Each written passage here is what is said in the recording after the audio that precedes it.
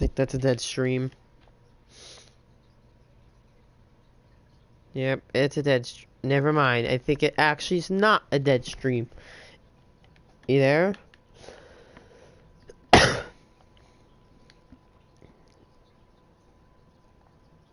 I'm here. Hooray, hooray.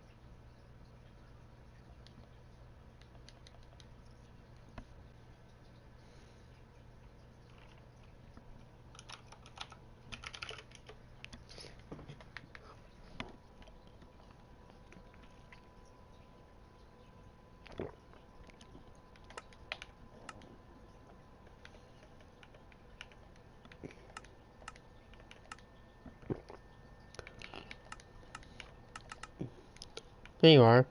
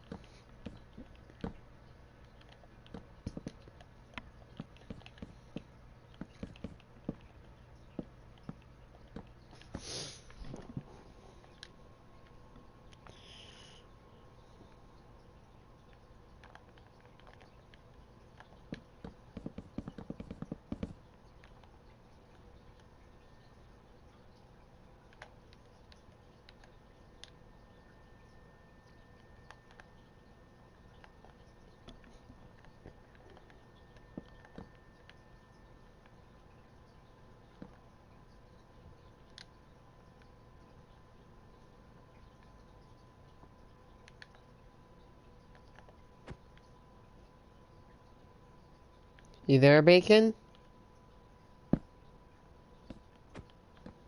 You're not moving. Uh-huh. Where'd you go? What? Where'd y'alls go? Like, you were gone for a little bit. Where'd y'alls go?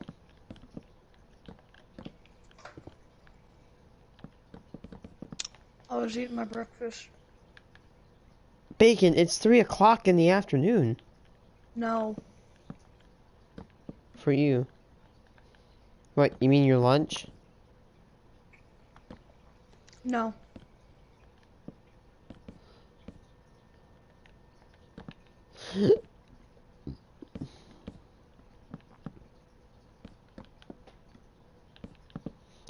Yay, I get to play some Among Us with the boys.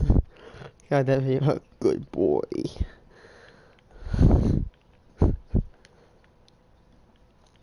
Oh, you're my favorite, Rigby. Oh, that is a good one.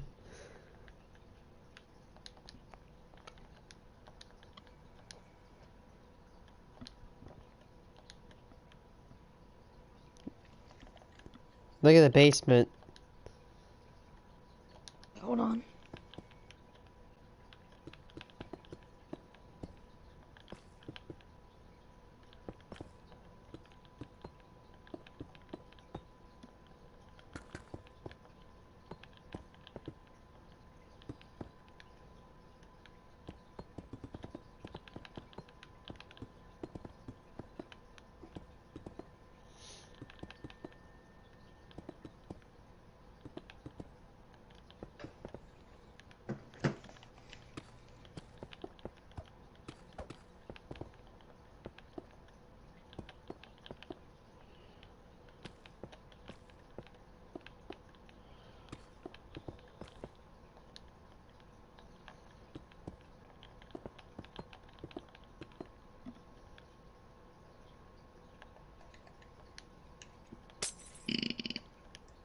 God.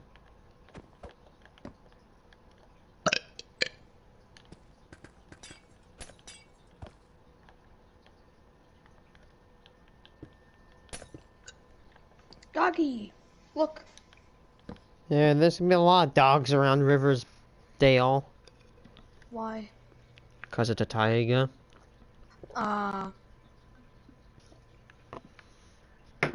Here's one right now.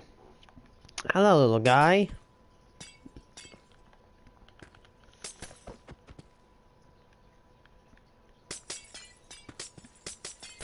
Look at how every house is made. Hell, like me, your brother has COVID. Back on boy 828. Please don't spam change your skin. I'm not. Thank you, thank you, thank you.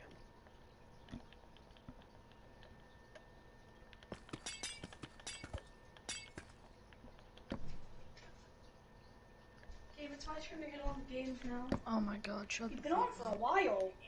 You've been on for a while. You've obviously been letting me stay on No, so I you haven't. can No, wipe I haven't. and have a clay flowers.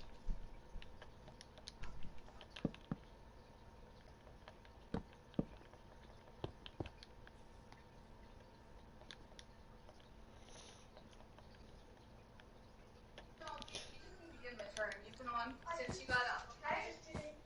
All right, Matt. Dave, just get off. Dave, get off. Dave, whatever you're doing,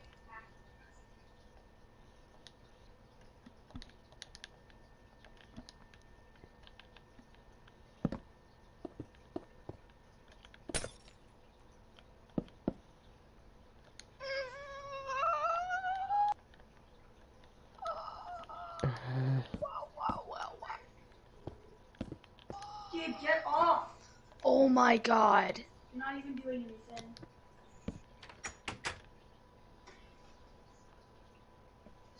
Dave, just get off already.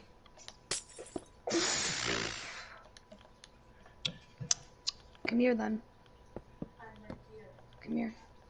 No, get off. I'm waiting. Get off! Oh god. No.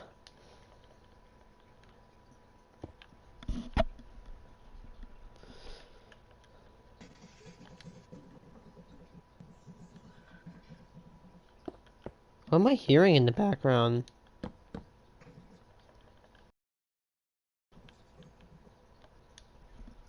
Dave, get off already! Oh my god, then come God here. Get damn. off! Jesus Christ. Max. Steve, come here. Come here. Yeah, come here so you can get on. No, just get off.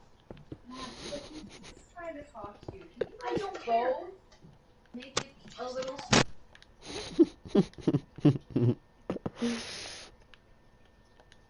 Oh, frick me.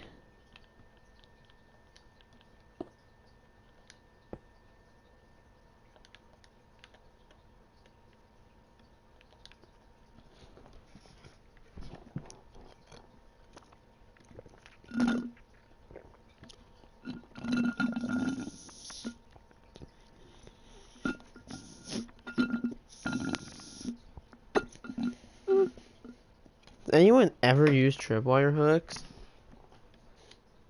Back on boy 828. Oh god. Skin changing.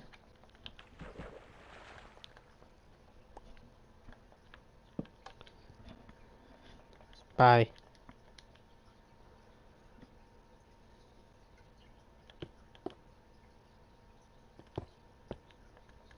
It's a really tiny bathroom, but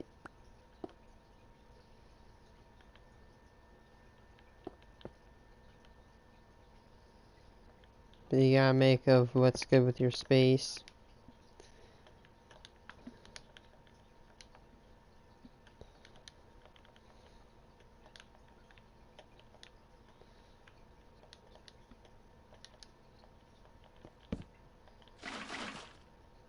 Yes, the weirdest bathroom I've probably ever made, but still, you really gotta know what to do with your space.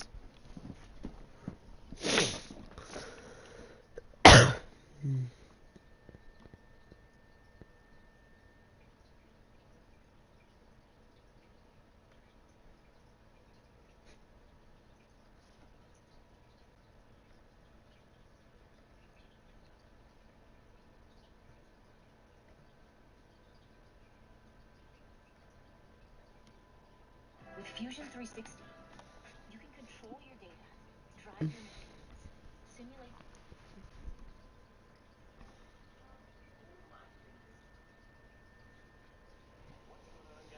Her son ruined her son's birthday party. You guys are having a great Oh day. God. No, I am.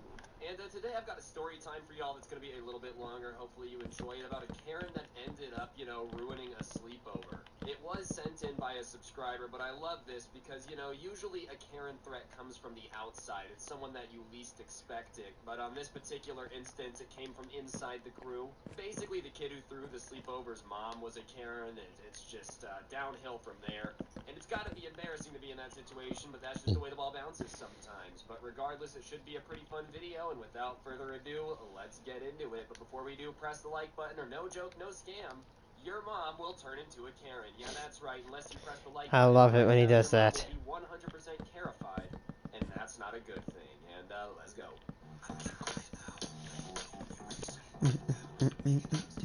Alright, so what you gotta know is there was this kid at this guy's school that everybody was pretty cool with. We're gonna call him Mark for the story, and he was a cool enough dude.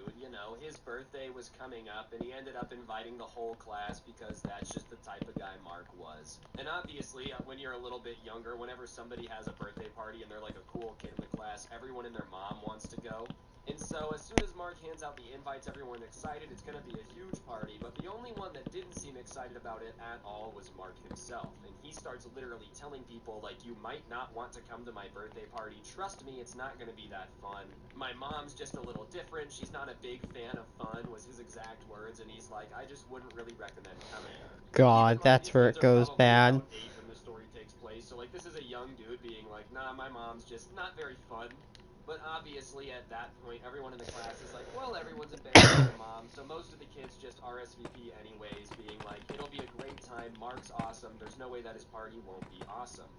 And on top of just the entire class being invited to the party, there was a smaller group of Mark's closest 5 friends in the class that were also asked to spend the night. And obviously they said yes because it was their friend's birthday, that's just what you do. And he kind of told them, hey, just so you're aware, my mom can be a little wild. Don't be surprised if the sleepover isn't what you expect. And everyone kind of thought that Mark was just being a little bit dramatic. There's no way it could be that bad. And finally, the day of the party comes and everybody shows up to Mark's house, right? And instantly it's obvious to everyone that the party is not what they expected, and maybe there was a little bit of truth to what Mark was saying in the first place. Because when you get there, his mom had decided to be blasting classical music. Literally playing Beethoven at a 3rd grade birthday party with all the kids showing up. And listen, I'm not gonna sit here and say classical music sucks in every situation. It doesn't, but that being said, when it comes to a party, it really sucks for that situation, Who wants to bust a move with Bach? It's just not something that I feel like a lot of kids are necessarily down to be having a good time to. And I know music doesn't make everything, but sit in a room with classical music blaring and tell me you're even in the mood to have fun. I just don't really think that's how it works. On top of just the weird music giving a weird atmosphere, on the invite it said there was going to be like plenty of snacks and lunch, and there's no chips, there's no cookies, you know, the normal birthday party staples. Instead, there was just like this snack table with carrots, celery, and ranch. Oh, and, God. A salad that looked like it was literally made out of grass. Like that was reminiscent of how it smelled and looked like. And listen, I'm all for being healthy. I understand, you know, you don't want your kids to eat a billion cookies, but it's just kind of weird when you tell everybody there's going to be a lot of snacks and everything, and then you have like 4 carrots, 1 celery stick, and a rabbit that if anyone wants to take a bite out of, I guess they could. This is a birthday party. You're blasting classical music. You're treating it like it's your book club, not a bunch of 8-year-olds that wanted to jump in a bounce house. Anyways, obviously, when you invite a group of kids that think they're going to be at a birthday party and they show up and it looks like this, they tend to get disappointed pretty quick. And Mark is literally sitting in one corner of the room as all of his classmates are just kind of sitting there. And he looks mortified. You know, it's his birthday party. He's supposed to be having a great time, having a blast, but he just looks like God, that's gotta be hell. miserable time on the planet. Literally reminiscent of someone like awaiting interrogation for a crime they just committed. Just not looking too stoked by any means. Anyways, the entire class is there and everyone's just kind of sitting there quietly talking about stuff, literally whispering most of the time because the classical music is so loud, just not really knowing how to act or behave. And literally no one's being loud, right? No one's interrupting the music, no one's critiquing anything, everyone's just kind of quietly whispering to each other. But Mark's mom starts going around to like all the people that are whispering at each other and says that they're ruining the music for her. She can't properly enjoy the music that's playing when people are whispering because it ruins the experience for her. And listen, man, it's just reality that when you're at a party, people are going to be talking over the music. I thought that was just common sense, but apparently not.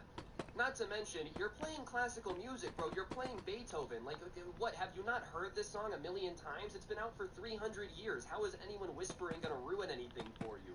Anyways, that's the vibe of the party going on. I think at this point you kind of get an explanation. Anyone trying to have fun gets shut down pretty quickly because just no fun allowed. It's just not an acceptable day. Birthday parties are not the time to have a good time. I don't know what you kids were taught. And after about an hour, people start to file out. The party had been scheduled on like the little invitation thing to last all day, but once people kind of realize that it's not going to be a very fun situation, parents and kids just kind of start leaving pretty quickly. And it gets to the point where, like, after 2 hours of the party starting, it's basically just the 5 kids that are, like, going to spend the night are the only people left. And I'm gonna assume that most people ended up leaving because of the no fun rule, but another reason that I think people filed out pretty quickly from this dude's explanation is that for some reason, this Karen was only playing, like, the same 3 classical songs over and over and over Oh, again. boy. It was like those were just the 3 she knew. So obviously you're in a situation where you can't talk because you're interrupting the music, but the music is just the same 4 songs from 800 years ago on repeat. Like, it's just not a very fun situation. So like I said, everyone leaves and it's just the smaller group of kids that's going to be spending the night there. You know, they're going to have a great time. They're going to have a blast. Oh, wow, we're going to have a great time at Mark's house. The truth was everyone else that left actually escaped Karen Castle. You know, they were the winners at that point. Because after everyone leaves, Marcus' mom sits everybody down and is like, I have rules for my house that I need you guys to follow. And obviously, the 5 of them are like, okay, I guess this is kind of different, but whatever, I understand. But the rules she starts explaining make no sense. She said that they were to treat her house like a library, which meant only whispering. There was never an occasion Oh, well, where she's Hitler. voice was necessary ever. Yeah, you just spent the night at Hitler's house. Sorry to say that, Fred. Like having library rules in your house. It's a really weird rule to have when you invite a bunch of kids over.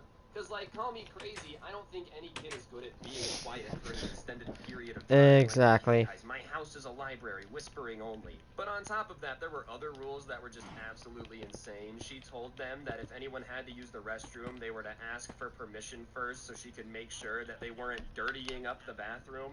It seemed like this lady was just being super protective of her house, no raising voices, no using the bathroom without my permission, no, like, any of that stuff. It was almost like she was just horrified that if she let these kids explore her house, it was gonna magically burn down. And listen, I get being protective of your stuff. I understand maybe being like, oh, I don't want strangers using all my things. That's a normal feeling. But the difference is you're not supposed to throw a party at your house and invite people to spend the night if you also hate people being at your house and don't want them to touch, breathe on, or do anything. Like, why even bother throwing a party at that point if you're just gonna hate everything the entire time and make all your guests feel super uncomfortable? I know a lot of people like Karen that don't like people around, and that's fine. But if you don't like people around, then don't invite people around and then make them feel bad for it. And obviously, after this little rules seminar with all these things broken down, the 5 guys that are spending the night are just scared, you know? Who wouldn't be intimidated at this point, realistically? It's more like a prison camp than a birthday party. Like, you have to ask to use the bathroom, you're constantly being supervised, you have to whisper everything, you know, you weren't allowed to write notes to each other, like, literally as if, you know, you were in jail. Anyways, it's about 3 p.m. at that point in the day. As I said, the party was planned to last all day. It just really didn't. So Mark asks his mom if they can go play outside for a while. And surprisingly, she says yes, probably because it just meant that, like, she didn't have to watch them. And they go outside and are actually able to talk at this point freely. They don't have to worry about, you know, Mark's mom eavesdropping on them or anything like that. They don't have to play by library rules and whisper. And Mark starts explaining that, like, yeah, my mom's basically always like this. I'm really sorry. She made me throw a birthday party. She made me invite everyone. There's a reason I was trying to warn everybody. I knew this was going to happen, and, like, I'm just sorry for it. And all of his friends are understanding. They're like, listen, man, it's not really your fault that your mom's like this, but, like, this just sucks, you know? It's no offense to you, but, like, wow, this is different than we expected. And anyways, they start playing outside. It was Mark's birthday party, and they're having an absolute blast. You know, from this guy's message, it seems like this was the time of the party. Everyone had an absolutely great time, you know. Karen wasn't around. They're just vibing, hanging out. But when time flies, you know, when you're having fun, time flies. Time feels like it's going pretty quick. So after what feels like only 20 to 25 minutes, Karen comes outside and starts yelling at them that they need to come inside because it's getting late. It's too late to be playing outside now. They just really need to get in right now. And it seems super urgent, and everybody that's playing outside is really confused because, like, the sun is still out, the street lights aren't on yet. It's not like there's really any indication that it's getting late. If anything, it feels like only 20, 25 minutes have passed. But, you know, she's screaming at them. They know how she's, like, acting so far. They don't really want to argue with her, so they just go inside.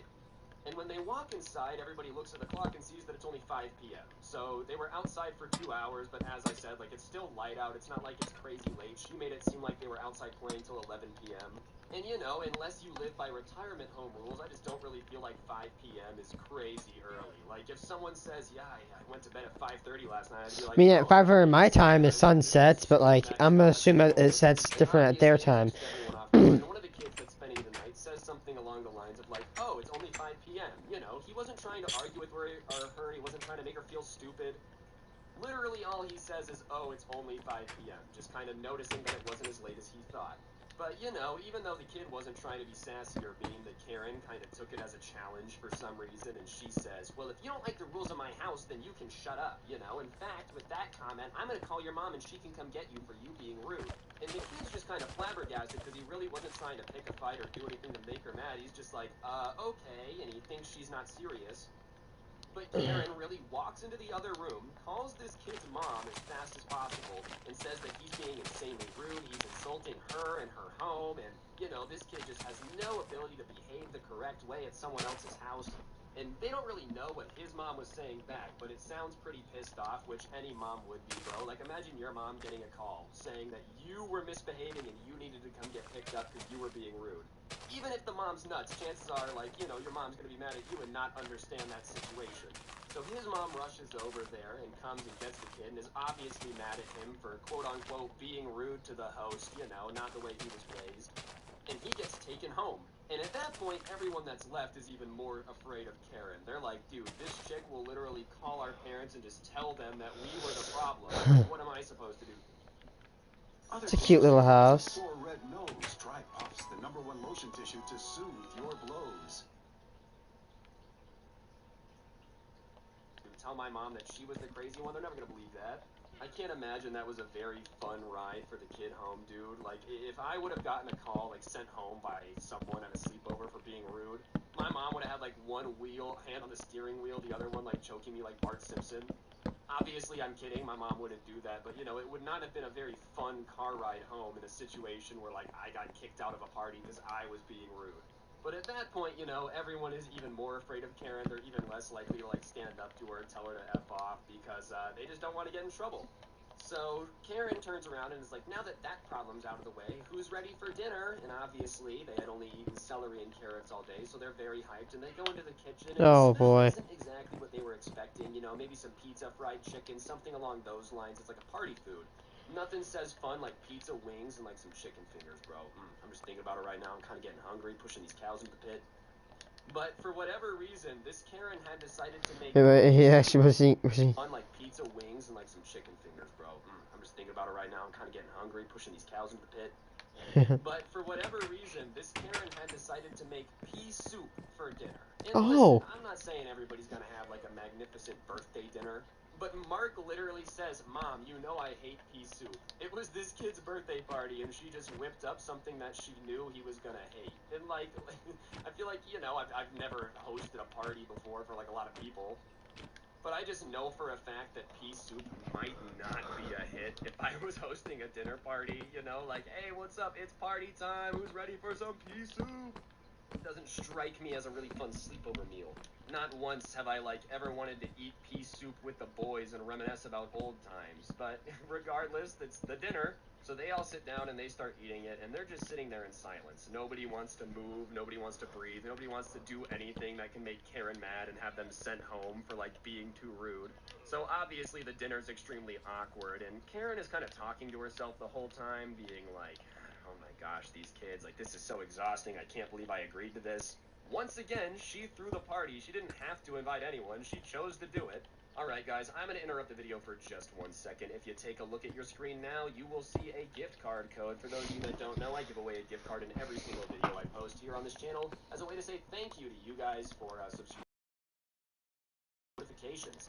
So if you haven't already subscribed, turn on those notifications so you never miss another video. I literally give away free money, you got nothing to lose, and yeah, big thank you if you already do. I love you, enjoy.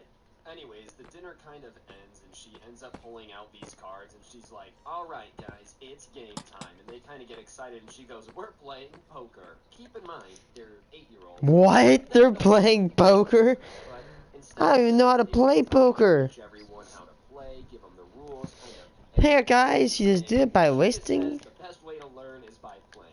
And listen, I'm not saying it's impossible to learn that way. It's a very confusing game to learn by watching. You know what I mean? It still doesn't make a whole lot of sense. And she's obviously just destroying these kids playing poker because they don't know how to play. It'd be like, you know, me signing up for 8-year-old soccer leagues and then posting highlights and being like, yeah, I'm basically Pele. It just doesn't matter. You're supposed to be beating up on them. That's the point. And, you know, she's destroying them in poker. But the worst part is she starts trash talking them. Like, oh, you suck. Why would you do that? Do you not know how to play? And the kids are like, yeah, I literally do not. No one taught me how to play this game. You just said we were going to play and started going. Everyone's not having a good time, you know, and she's just trash talking. And finally, she starts to get annoyed that they suck. She's like, you guys are no fun to play against. You're not a challenge. As if, you know, What a loser, dude. 40-year-old woman can beat 8-year-olds at poker. I feel like this is the type of woman that I'd meet on a flight back to Vegas from somewhere, and she'd be like, yep, I'm gonna go big and win $8 million off the casinos this weekend. I've been reading How to Play Poker for Dummies. Alright, just because you think you're really good at poker because you beat your 8-year-old's friends doesn't mean that you should be going to Vegas and trying to gamble full time. You know what I'm saying? And one of the kids, when she's trash talking, goes, I don't really want to play. And the mom is like, well, if you don't want to play, then I think it's bedtime. Because if we're not going to play games, then I don't know what we're going to do here. She, like, threatens them. And, you know, at that point, Mark, who's the kid of this woman, it's his birthday party, looks at the clock and goes, Mom, you're going to make us go to bed? It's 6:30 p.m. Why? And he wasn't trying to ask it in a mean way. He was just pointing out, like, come on, Mom, if we don't want to play this game, we have to go to bed. It's like, it's 6:30. Why are you going to send us to bed right now? And once again, dude, she takes it as a challenge. Like, anyone that questions anything she said all day, she was like, you want war, you know? Sound the horn, we must combat. And she flips over the poker table they're playing at, gets up in, you know, her son Mark's face, points at him and goes, I'm sick and tired of your attitude today. I had all your friends over. I threw a party for you. They're having a great time, and you keep ruining it by talking back to me.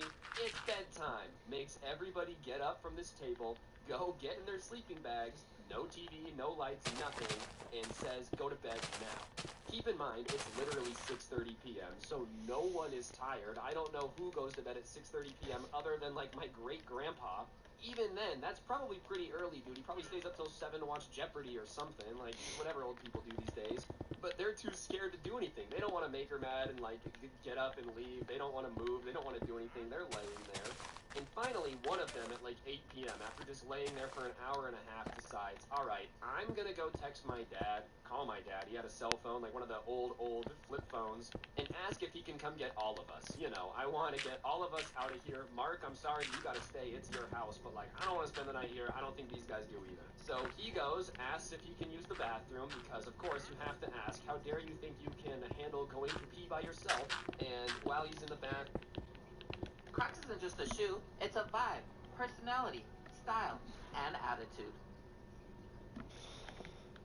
This holiday season, you can get them the usual, or you can get them Zazzle. With Zazzle, you can create bathroom, you know, Ah. his dad says to come get him. Well, the dad shows up to the house, knocks on the door. The Karen answers. He goes, hey, I'm blah, blah, blah's dad. I'm here to pick up all the kids because, you know, their moms just want them home. They miss them. And the Karen, instead of, like, being embarrassed that these kids had such a bad time they asked to go home or, like, you know, being a little skeptical of the situation, seems mad relieved to be able to get these kids out of her house. She comes in, wakes them up, and is like, all right, guys, you gotta go, bye. You know, and, like, goes to her room and slams the door before they're even out of the house. And poor Mark is just standing there looking at them like, please don't leave me behind. You know, they just didn't really have that much of a choice. So they get into the dad's truck. They're all getting out of there, out of Karen Castle. And the dad kind of looks around at all the kids in his car, and he goes, did you guys have fun? And everybody's just silent. And the dad looks at him again. He goes, yeah, she seemed a little crazy. And they just start driving, right? And the entire time, everyone's just kind of sitting there silently, like not really knowing if they should talk about what happened or like just how crazy it was. Because they had finally escaped Karen Castle, you know, they just kind of chalked it up, went home, told their parents what happened. Their parents were obviously, like, surprised. But she didn't do anything crazy, she just made them not have fun. Like, it wasn't like she did anything, like, that they could really punish her for. She just had the weirdest birthday party of all time and apparently just hates people doing anything considered fun. Anyways, that Monday at school, dude, poor Mark had to go around to everybody that... You know, I'm just so embarrassed, like, poor guy feeling Aw. having to be like, I don't know what that was. And the best part of this is usually you would think, like, the kids at school would be like, you suck, I'm not your friend anymore. Thankfully, everybody kind of understood. They're like, yeah, it's not your fault, that was just different. As for everybody that was there and Mark, like, the 5 of them that had that little sleepover night, they ended up getting crazy, crazy close. You know, I guess if you go through something like Karen Castle, you're probably going to end up being better friends than you were before. So they still hang out all the time, they still talk. It's just a rule that they never hang out at Mark's house because obvious reasons. But yeah, I'm still not really sure how it's possible to be this bad at parties. Like, if you hate it this much that you're gonna basically make it into a little prison, maybe just don't throw a party. I think that's equally acceptable and probably just better. Like, that would have been better to just not throw anything. But regardless, that's the story time. Fully gets destroyed by a new kid. Oh, What's going on, yes. guys? It's your boy Scrub here, back again with another video. Hope you guys are having a great day. I know I am. And today I've got a story time for you guys about, you know, a kid who thought he was never going to be able to get in trouble. He thought he was basically invincible until somebody came around that just wasn't going to take any of that. Honestly, it's a pretty epic story if I get to say so myself. Seriously, though, it should be a pretty fun time. But before we get into it, be sure to press the like button, or no joke, no scam, you're going to get bullied by a kid from Slovakia. And without further ado, let's get into it. The sun's down and I'm feeling it right, so tell me, hey mama, what you feeling tonight? You know I'm trying to hit it. Yes, Scrubbing is so good. So I think we've all had a kid in school that basically is impervious to getting in trouble. You know, for whatever reason, it seems like this kid could literally walk up to a teacher, punch them in the face, call them ugly, say they need to retire. Oh, I have like tons of those kids at my school, man. They suck. Good way to be raised. I don't think it is. But there was a kid that I went to school with that was basically invincible to getting in trouble. You know, he could misbehave, do whatever he wanted, and nobody would say anything. If I remember correctly, I'm pretty sure he had like a parent who worked at a university or something, and he was in admissions, and I guess like the school didn't want to make his dad mad because it went up to high school, and so people were applying to their college, they didn't want the dad. Like, it was just this whole situation where the school felt like they couldn't get this kid in trouble. And for whatever reason, the dad was on board with this too. Like, he didn't like his son getting in trouble either. And, you know, I don't really understand that. Like, I understand wanting to protect your kid and, you know, not get them arrested or anything. But if you think that, like, telling your kid he can basically behave however he wants and there's no consequences is a good thing, like, that's gonna lead to a good person in the future when he's an adult, I have bad news for you, dude. People who think that they can do whatever they want and get away with it tend to, you know, usually not last very long at jobs or have a lot of friends or whatever because they don't know how to, like, treat people in a nice way. But hey, man, whatever. I'm not a parent. This guy, for whatever reason, you know, had it where his kid couldn't get in trouble, and I told his kid he couldn't get in trouble, and he was aware of it. He was basically just going around being a jerk to everybody. You know, he would hit kids, he would bite kids, he would take people's stuff. He was just an absolute jerk. And for the most part, because it was like, you know, a pretty, for lack of a better word, kids there were like just little bitches, you know? Nobody would ever actually really stand up to the kid until one day we got a new kid. Now, Mr. Never Getting in Trouble here, I'm going to name him Trevor for the rest of the story because I'm going to be honest. When he grows up, he's probably going to end up living the life of Trevor from GTA 5. There's nothing wrong with that. It's going to be a disaster. Trevor really liked being in charge, and this new kid who we got, who I'm going to name Mark, had obviously walked in unaware of the fact that, you know, Trevor was in charge. And we had gotten a lot of new kids at our school before that were pretty normal kids. Nobody had ever thought that they were, like, any different or anything. But something about this Mark kid was definitely a little bit different. You know, he wasn't from around there. And when I say he wasn't from around there, I'm not saying, like, he was from another city or another school or another state. The kid, Mark, actually had been from another country. And, you know, usually when kids move from another country, it's like Canada or like something Mexico, something close. But this kid happened to be from Eastern Europe. And oh yes. Europe has some pretty sick places, don't get it wrong. But this kid, I had found out later, had come from a pretty rough neighborhood in a former Soviet country. And for those of you that don't know, those places can be kind of tough. Like, yes, there's lots of nice places over there, but this kid had kind of grown up in a rough area, you know, he wasn't from around there. And, you know, because you don't mess with this kid. Was in charge, he didn't exactly treat him the way that he was used to being treated. Their first interaction went a little something online on Mac. On sack. Like this. I'm pretty sure Trevor walked up to him and demanded he open his backpack so he could look inside and like take something out of it. And the Mark kid had just been like, yeah, no, that's not gonna happen. And he had done it in front of everybody. And obviously, because this Trevor kid liked to be in charge, when somebody had done that in front of everyone, he felt like he had to like show him who was boss. So he had kind of like grabbed the backpack out of Mark's hands. And, you know, as I said, Mark, through no fault of his own, was just from a place where I'm sure people have tried to grab his backpack a lot, and it looked like he wasn't necessarily afraid of this kid. So when he grabs his backpack out of his hand and like goes to unopen it, Mark just grabs it back, looks at him and says, if you touch my backpack again, I'm going to beat the crap out of you. But he didn't say crap. And obviously when that happens, everybody watching it go down kind of does like the ooh, you know, when it looks like there's about to be a fight, it's to get excited. It's a little bit bizarre, you know, should we be excited that children are about to fight? Probably not. Is it still entertaining? Absolutely.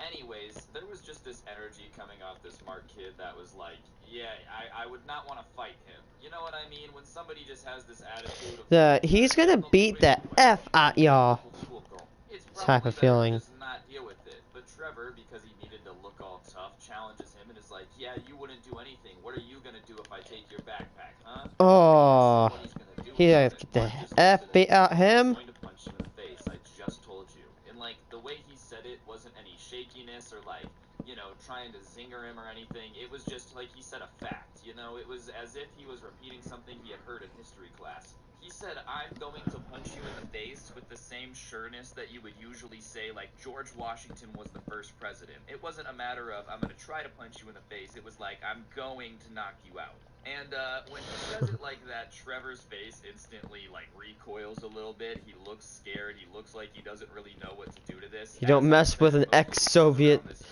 boy or whatever.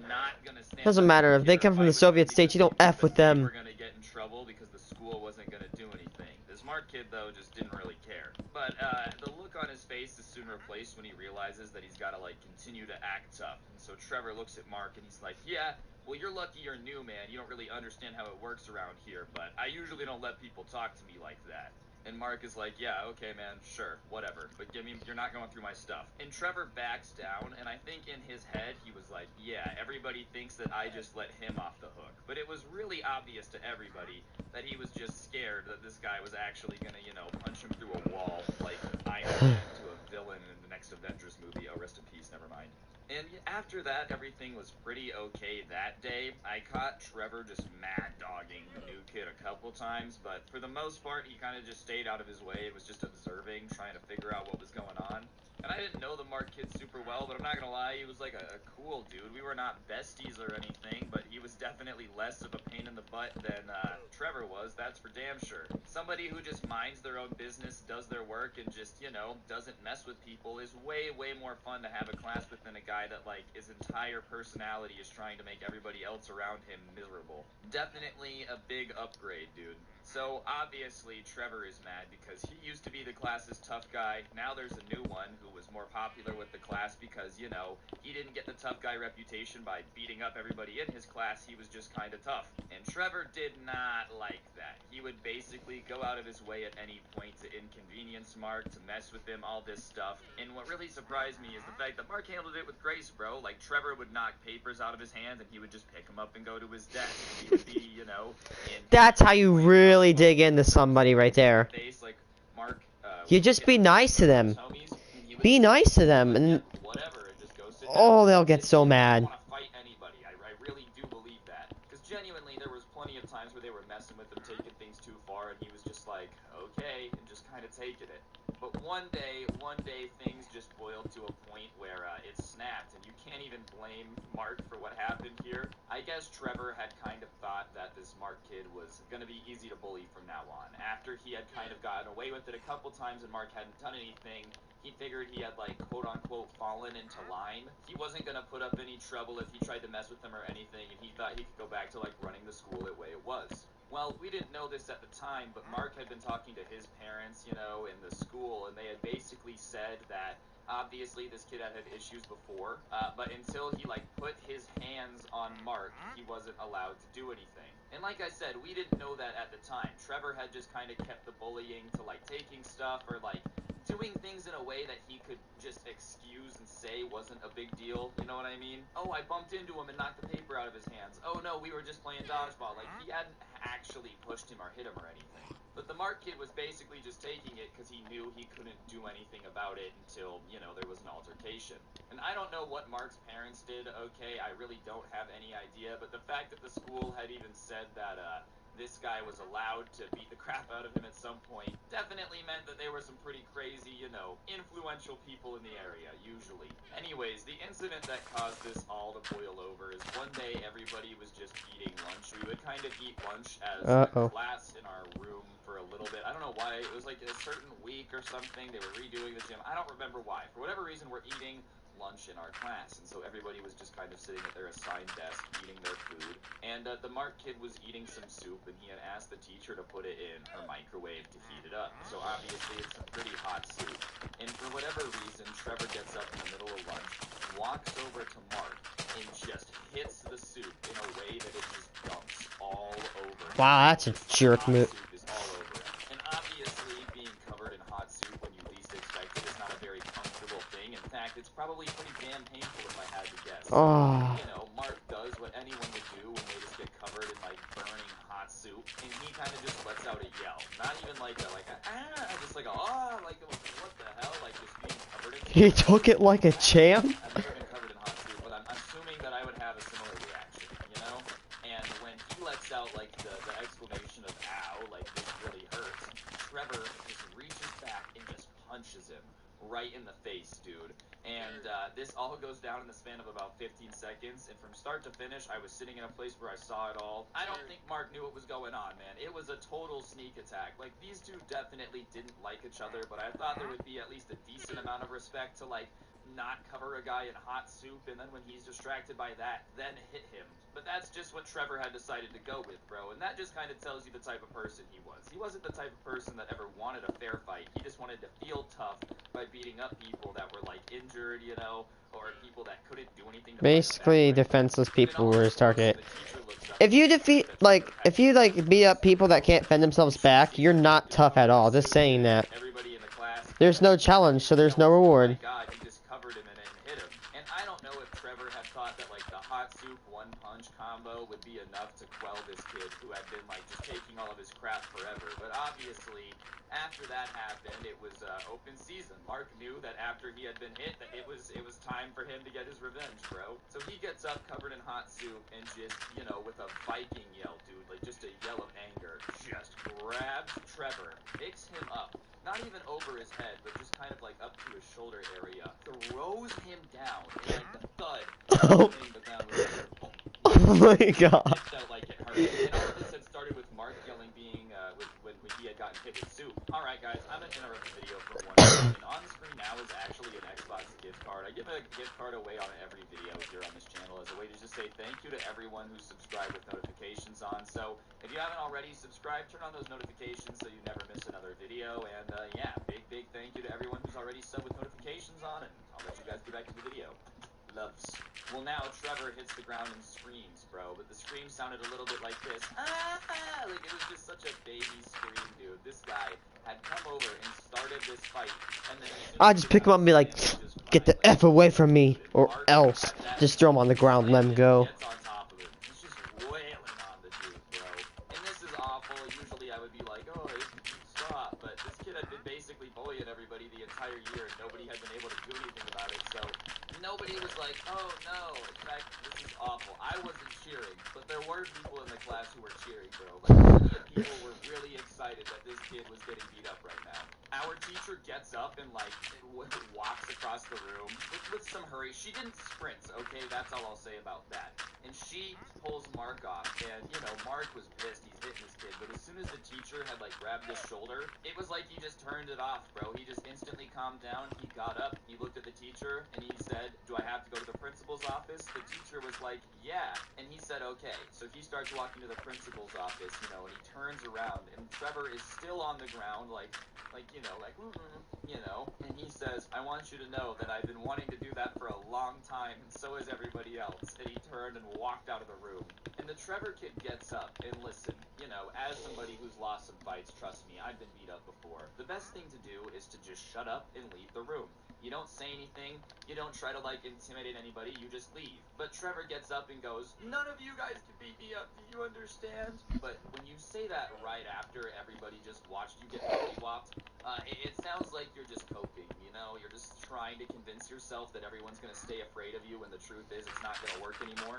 So whatever, they go to the office, both of them, and for the rest of the day, we don't see either of them. The class basically had assumed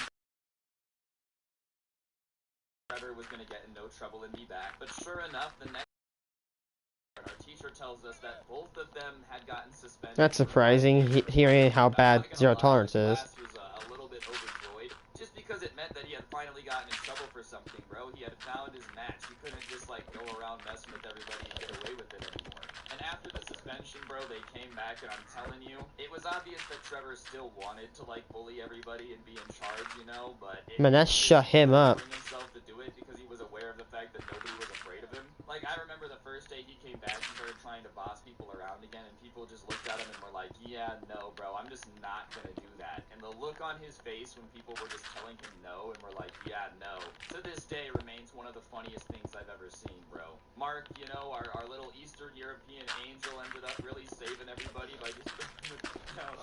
Oh my gosh, sorry. The only thing that really sucks about this situation is Mark, who had kind of come in clutch and really saved the class, and for lack of a better term, did end up getting transferred out of our class. He had to go into another classroom. I don't know why that was. I don't know if it was his parents' call, both parents' call, or whose. But, you know, they wanted the kids separate. On the playground and stuff, whenever they would bump into each other, though, obviously, Trevor was much nicer this time around. But, yeah, moral of the story is just because you think you can get away with everything doesn't mean it's gonna work forever, bro. Sometimes people have to let you get away with stuff. It's not that they're afraid of you, it's not that, you know, they're horrified of you. There's just nothing they can do about it. You're their boss, you know, you're bigger than them, whatever it is. But one day, if you're just a jerk to everybody, someone's gonna punch you in the face. You know, that's it.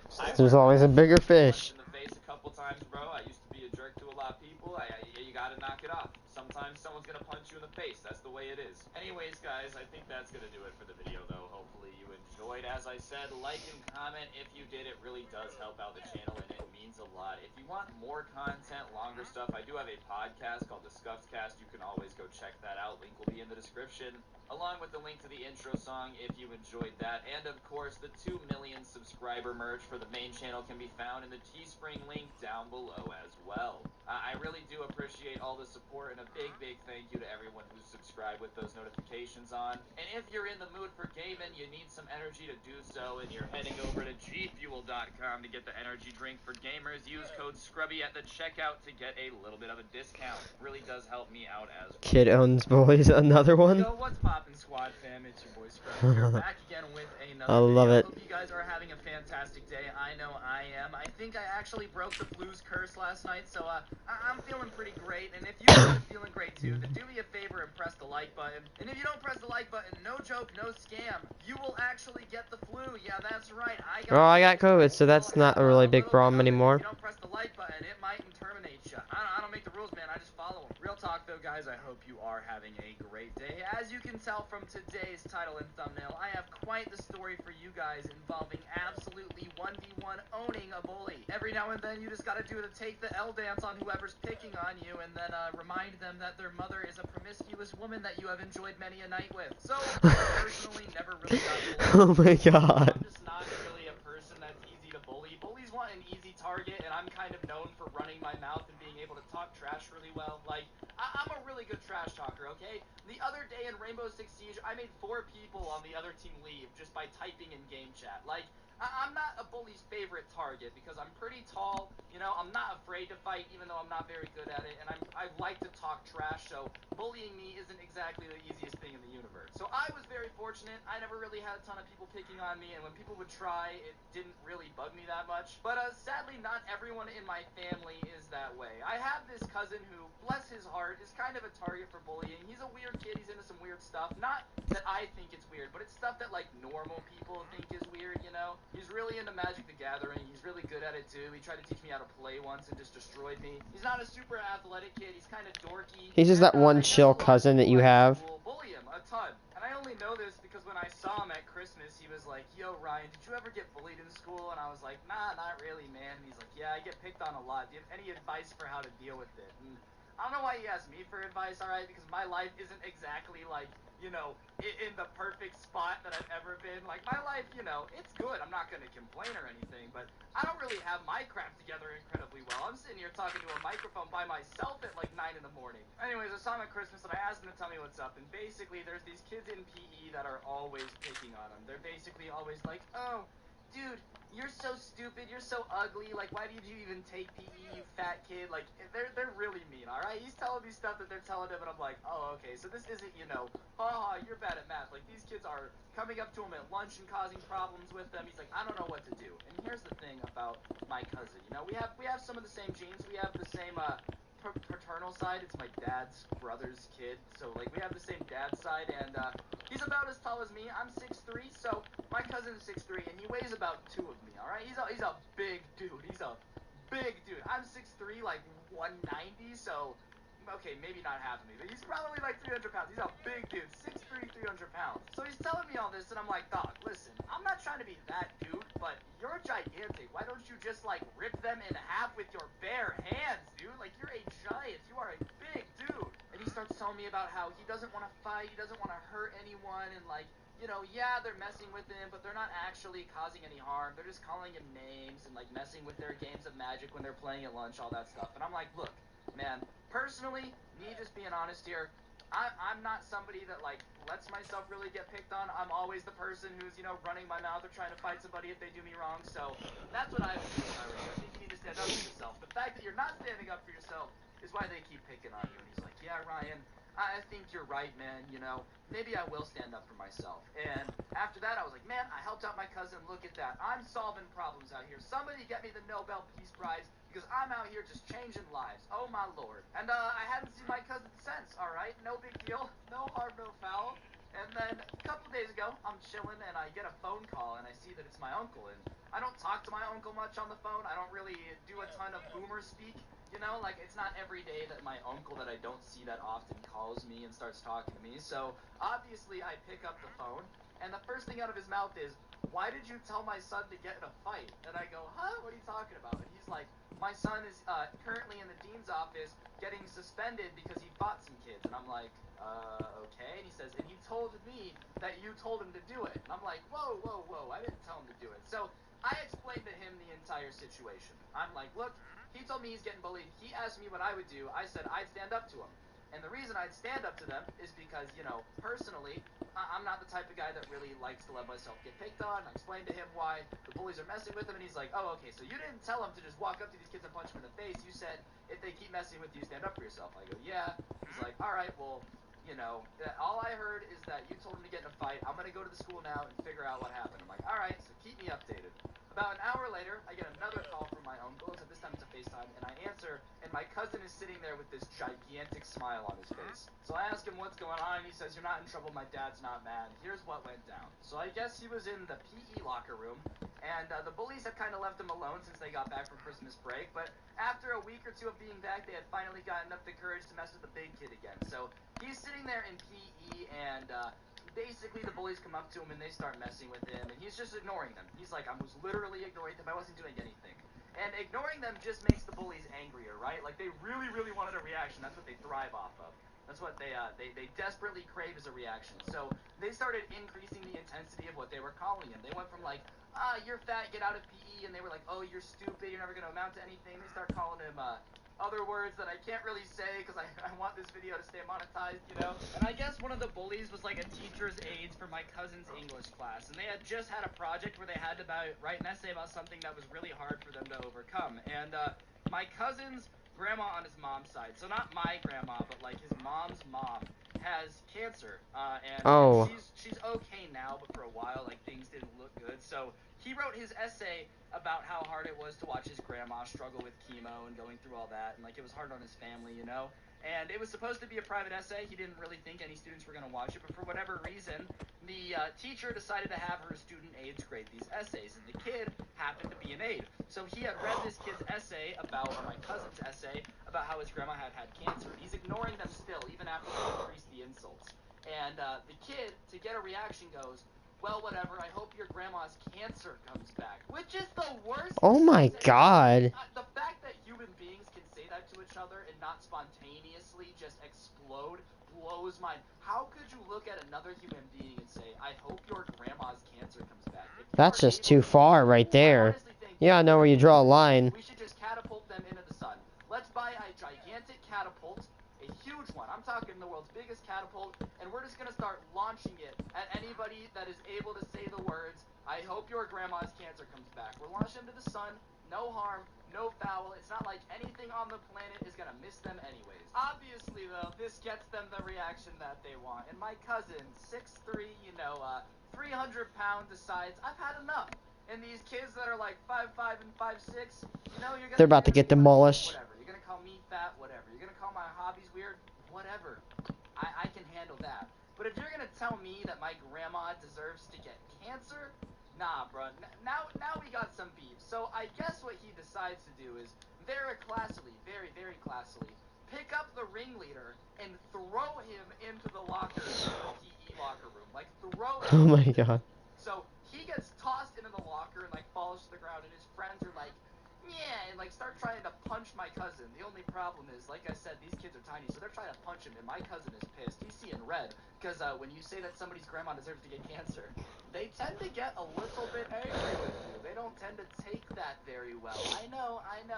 Who would have thunk that making fun of somebody's grandma's getting cancer is a good way to get beat up? And at this point, you know, they're all kind of not a problem, but he decides that that's not enough. He's like, nah, you gonna make fun of my grandma's cancer, then you get tossed. So he goes over to the kid that he tossed in the locker the first time, the ringleader who said it, and just, you know, keeps roughing him up on the ground a little bit, just keeps ooh ooh, you know. I would never advocate for violence here on this YouTube channel, ever in my life. No, Susan, if you're watching this, don't fight people, kids. Don't do it, all right? I'm not trying to get in trouble. So he's wailing on this kid, angry, as he is when somebody makes fun of your grandma getting cancer. And it takes both of the PE coaches to peel him off of the kid. I guess one PE coach was trying to pull him off, and my cousin started kicking. And obviously they get him separated. They send him to the dean's office, and the three kids won't even look my cousin in the eye. They're all sobbing, crying about how he hit us. So they get to the dean's office, and at first the dean is mad at my cousin because these kids are sitting here crying, obviously in some pretty rough shape. So my cousin starts explaining to them what happened, and they're like, all right, well, call your dad. We need your parents to come in. So all of the parents get together in the conference room, the parents of the kids who got, smacked and my uncle, and they start talking about what happened. So my cousin starts saying, well, your kids were making fun of the fact that my grandma had cancer and all this stuff, and the parents are like, did you do that? And he's like, well, yeah, but it was just to get a reaction because he wasn't responding. And so the parents are mad at their kids for making fun of this. And then the dean says, but I do believe that you owe them an apology for going too far. Violence is never the answer at the school. We want to raise people that solve problems in an adult way. So you do owe them an apology. And my cousin's like, I'm not going to apologize. And they're like, well, you need to apologize. And my uncle's like, you want him to apologize for beating them up after they made fun of his grandma having cancer. And he's like, well, yeah, he needs to learn that to solve problems in the adult world, violence isn't always the answer. And even the parents of the kids who got beat up are kind of like, I don't know about that one, Chief. Like, if you kind of make fun of someone's grandma getting beat up, or getting cancer, then you kind of deserve it. And the dean is like, well, if you don't apologize, then there needs to be a punishment. You're going to be suspended for 3 days for fighting, so just apologize and get it over with. My cousin's like, I'm not apologizing. And so the dean is like, well, then I guess you're going to be suspended for 3 days. And my cousin says, all right, I guess I'm suspended for 3 days. And his dad says, all right, I guess we'll be back in 3 days. And they get up and go to leave. And the dean is like, wow, you're going to let your child get suspended instead of apologizing? And my uncle just goes off on the dean and is like, the fact that you have the balls to ask my son to apologize after what these kids says shows that you're like a spineless coward. I'll take the suspension. My son will be back when his suspension is over. And they leave. And they get in the car. He says, FaceTime your cousin, because I'm pretty sure he thinks that I'm mad at him. And they FaceTime me and told me everything. Moral of the story is, Oh my God. don't make fun of people's grandmas getting cancer, and you probably won't get beat up. So, yeah, my cousin's gonna have a nice 3-day vacation. He went and got some food after that, rousing workout. That's an ultimate celebration. Just get the food. All that good stuff, and I highly, highly doubt that those bullies will be picking on him anymore when he goes back to school. Anyways, guys, that's gonna do it for the video. Hopefully you enjoyed. If you did, be sure to press the like button, comment down below, and turn on those notifications. Today's notification shout out goes to the very cool Ewan Stewart. Big thank you for having on notifications. Turn on notifications for notification shout outs. He punched the teacher. Yes. You said this last chance like 3 days ago. What's going on, guys? It's your boy Scrub here, back again with another video. Hope you guys are having an absolutely incredible day. I know that I am, and if you are, be sure to press the like button. Otherwise, no joke, no scam, you'll get tetanus. Yeah, that's right, ladies and gentlemen. I can 100% guarantee if you don't press the like button, you're gonna get a disease that causes lockjaw by stepping on a rusty nail. So, protect your feeties, press the like button. Real talk, though, guys. Hope you guys are having a good one. As you can tell from the title and thumbnail, today I've got a pretty intense story, but I just want to apologize really quick for, like, the last couple days of audio, alright? I read all your comments yesterday, and I guess a lot of you were saying that my mic was, like, way too sensitive and picking up weird noises. I promise I don't just sitting here making weird noises into my mic. I don't really know what it was, but I should have fixed it now, and if it's not better, then please let me know.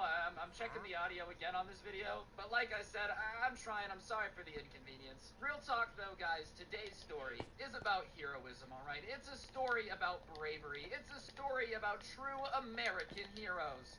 It's not actually about any American heroes, to be honest. It's a pretty stupid story, but stupid people are technically a type of American hero, I don't know what America loves more, people that do great things for our country, or people that the entire country can come together and just be like, this person's stupid. And I've got a pretty stupid person today, guys. So, without further ado, let's get into the video.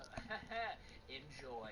So You know, they're a pretty interesting place to be. And by interesting, I mean extremely boring. I don't think anyone actually enjoys being in a classroom. But there's some certain characters that are in basically every class you've ever been in. Like it or not, 90% of your classes have at least one of these kids that just never listens to any rule. Like, it's almost like the kid purposely goes out of his way to just break every rule imaginable, you know? Even if the rule makes sense, it's just that one kid in class that goes out of his way to distract the teacher, cause problems for the class, you know, argues with everything anyone says. Most of the classes I had growing up had one of these kids, and dealing with them is super annoying, you know? They're just not I got the, like, my class has the annoying Confederate dude, you know, like when you go to and the annoying long-haired person that abuses special ed people. Yeah, I'm talking about you. You know who you are, you little bitch, huh? you guys say I can't punch the tiger, so now I have to, you know? Just the type of obnoxious kid that breaks rules just to break rules and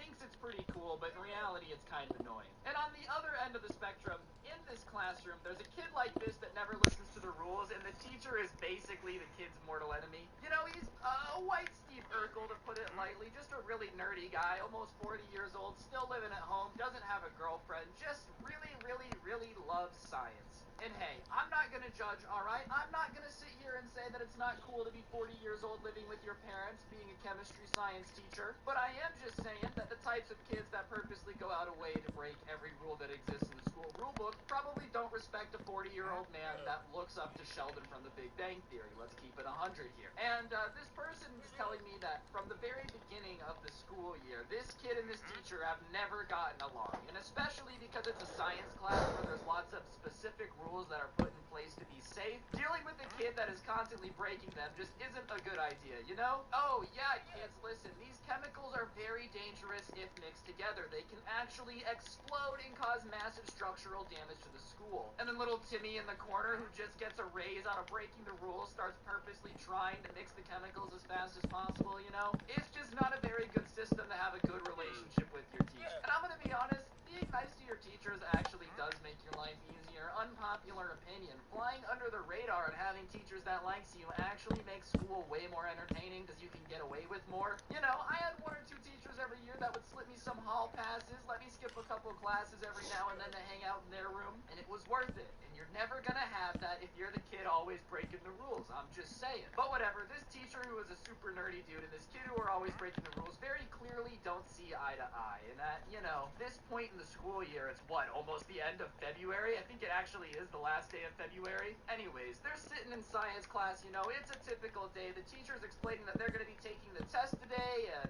you know, it's a unit-ending test, so he wants them to take it seriously. He will allow retakes to people who he knows have studied, yada, yada, yada. He's going on about taking the test. And the annoying kid just starts asking questions about the test that are incredibly annoying and just slowing down the class, you know? Oh, where do I write my name? Do I write my name? Oh my god, I have one of those kids in my class.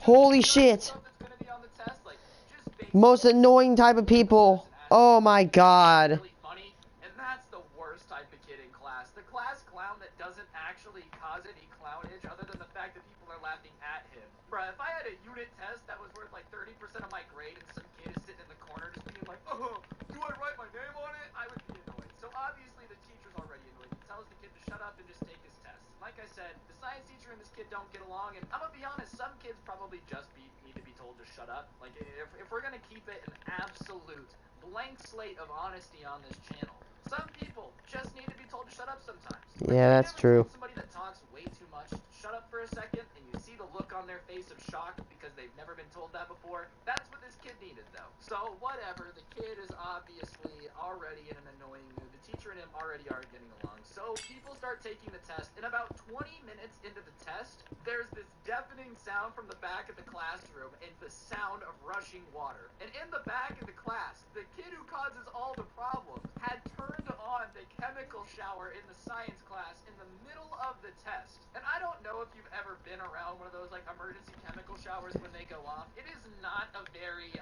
quick draining process. So the back of the classroom starts being filled with like school tap water. And since they don't test the chemical showers very often, have you ever like smelled water that comes out of pipes that haven't been used for a minute? It don't smell too good. So the back of the classroom is flooding, you know, it smells bad. And the teacher is very obviously like right now. You pick right now out of all the times to turn on the emergency shower when there is no emergency. Like, what is the point of that? So the teacher is like, why would you turn on the chemical shower? And the kid, laughing with a giant smile on his face, is like, it's not my fault that it turned on. I didn't know it would do that. And the teacher, who's finally had enough of this kid just being an idiot, you know, looks at him and goes, oh, are you so stupid that you couldn't read push this to turn on the shower when you turned it on? You had no idea. Oh. Push the button to turn Ow. on the shower was going to turn on. You had no idea. I would believe it. I think you might actually be stupid enough to not read it. And the kid, you know, his face turns all red. The entire class is like, oh, which is what always happens when the teacher gets mad and starts yelling at a kid. Everybody starts getting all hyped up. It's like a World Star hip hop video, you know? If no one's recording the fight, there's not a lot of reactions. As soon as you see a phone out, everyone and their mom starts screaming World Star to get more clout on Facebook later that day. So the class is freaking out. The kid's like, well, you're the idiot who left the shower unattended. Terrible comeback, dude. Do you want the teacher to just, like, have a security camera on the emergency shower? Most people aren't dumb enough to want to take an emergency shower in the middle of class. So the teacher is like, that's it, I've had enough. You go to the principal's office and explain why this class won't be able to finish their unit test because you're too dumb to read what happens when you turn on a shower. And the kid is like, I'm not dumb, you're just a bad teacher. And he says, I don't think bad teaching is what caused you to not understand that turning on a shower would cause water to come out. And the entire class is just like, oh, because here's this, you know, 30, 40-year-old teacher just savagely roasting this kid who thinks he's super cool. The kid is getting embarrassed, you know, it doesn't look too good to get called out by a science teacher, you know, especially one like this. And he's getting owned because this kid is just an idiot. Why would you turn on an emergency shower? What about a science class makes you be like, you know what sounds good right now? An emergency shower. I've seen them turn on. It's quick. Like, this kid definitely got soaked by it. So great, now you're soaking wet and you interrupted everybody else in science tests, and you don't even have good comebacks, bro. You're getting roasted out here by Paul Blart's science teacher. That's just not a good look. If you're gonna get in a roast battle with the teacher, the least you could do is come with some pre-prepared material. You know, Paul Blart's science teacher is right off the top. But no, this kid apparently just went with, I didn't know that turning on the shower would turn it on. Not a very good defense. So the kid gets up in the teacher's face and is like, you keep calling me dumb, but you won't say it to my face. And the teacher, who's like face to face with you, which is a really weird thing to do when guys fight. You're sitting in this science class. 10 seconds ago, you're taking a test, and now this dude who just proclaimed that he didn't know that turning on the shower would turn on the shower is literally. Didn't know when I flipped my light. Guys, I don't know if you noticed, but I never knew this, but if you flip your light switch, the lights come on. I didn't know you could do that. That's really interesting. Now you know what their breath smells like, almost as good as you know what, like, your girlfriend's breath smells like. I'm just saying, it's a weird intimidation tactic. I'm gonna get increasingly close to kissing you until you decide that you don't want to partake in combat. So this kid is now face to face with his science teacher, a couple inches from a kiss with the big man Bill Nye himself. And they're awkwardly facing off, and he's like, no one in this class likes you anyways. And the teacher, who is now just fed up, man. I really couldn't be a teacher. My leash would be so short, dude. The first time a kid stepped out of line, I'd be like, yeah, your mom's a whore. You know, this is why I can't be a teacher. I changed my life completely. And regardless, he's now face to face with his science teacher. They're squaring up, and the teacher who's just had enough is like, oh, you think the class doesn't like me? From the moment you walk into this class, you do nothing but disrupt the students who want to learn. And even the students who laugh at everything you do aren't laughing at your jokes, they're laughing at you. Just tearing into this kid. And I'm surprised you make it this long. If I had a kid who was just like constantly annoying me, turning on showers and then claiming he didn't know what it would do, you know, getting up in my face and saying that nobody likes me, like, bruh, I would be, you know, going in on this kid too.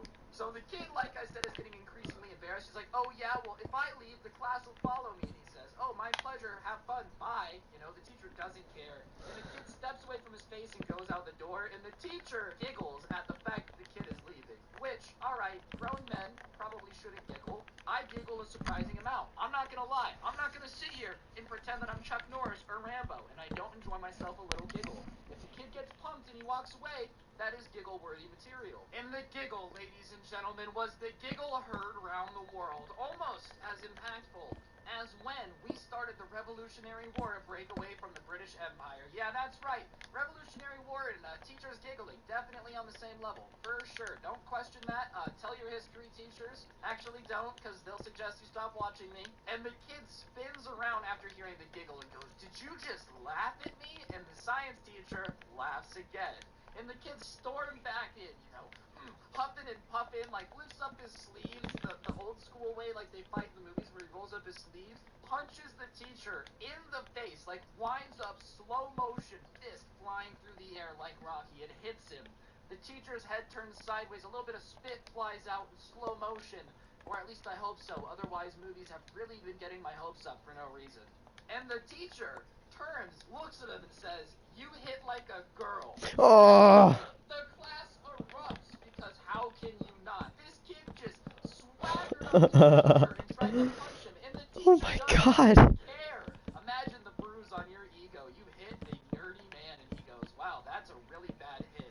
And that unlocks this kid's next mode, okay? We've cascaded through them all, and now he just goes into a fit of rage, punching and screaming, going towards the teacher. And thankfully, at this point, the class realizes it's out of control, and these giant kids come and, like, hold the kid down. And the teacher, who at this point is just being petty, just keeps laughing. Like, he can't stop. And the kid is swearing and screaming, calling him a fat loser, all while the other kids are just, like, holding him, I guess, away from the teacher. Hold me back, bro. Hold me back, bro. Hold me back, bro.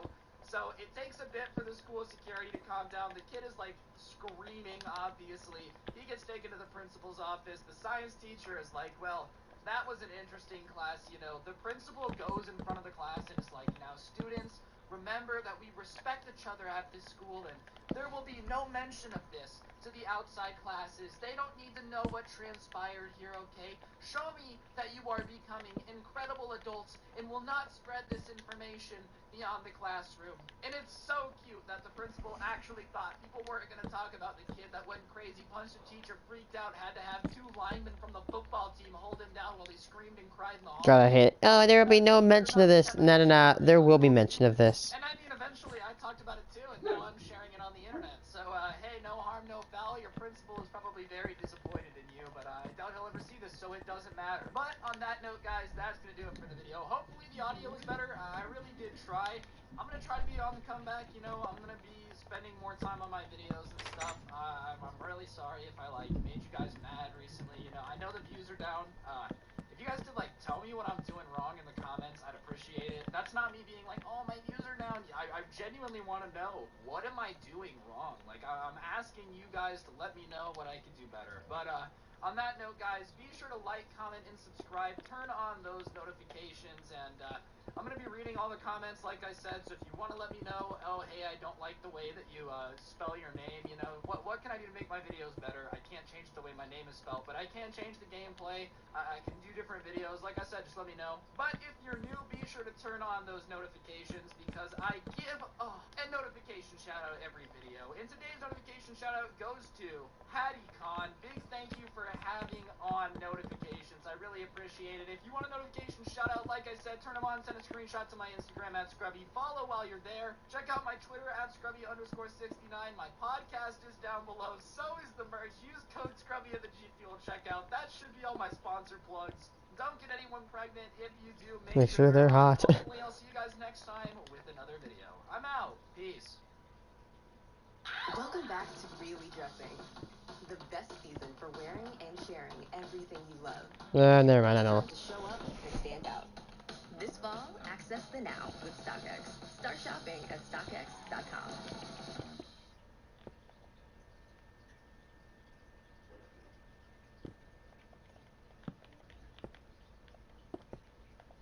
We'll keep you company, kiddo.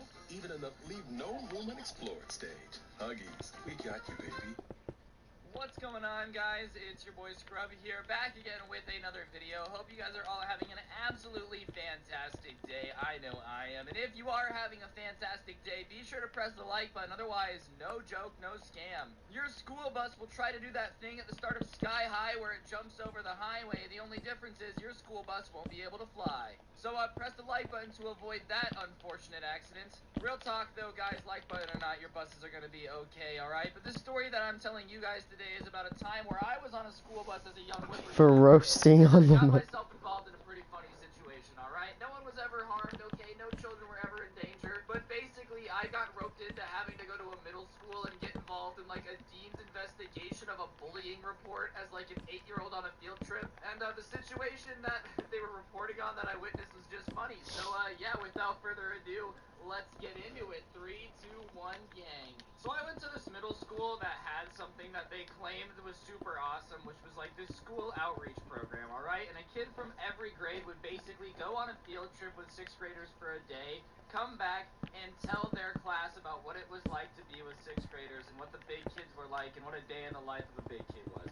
It was one of those things that all the teachers were like, it's just so incredible to watch these students mature, but in reality, nobody really cared. The only reason anyone wanted to go was because it was way better to be on a field trip all day with 6th graders than it was to be sitting in elementary school, you know? Even elementary schoolers are aware of the concept of how crappy it is to sit in a classroom for 6 hours doing nothing. So by the grace of He-Man and the Gray Skull, you know, I somehow get chosen to represent the 3rd grade class on this field trip. And I was a weird kid, I think I've made that pretty clear already. I had an emo phase, I was definitely a bizarre elementary schooler, and I was really small.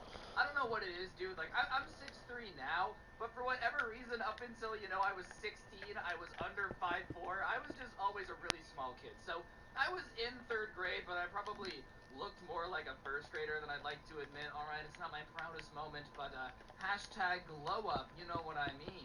Every kid watching this who's, like, you know, short is like, oh my god, there's hope. I can grow too.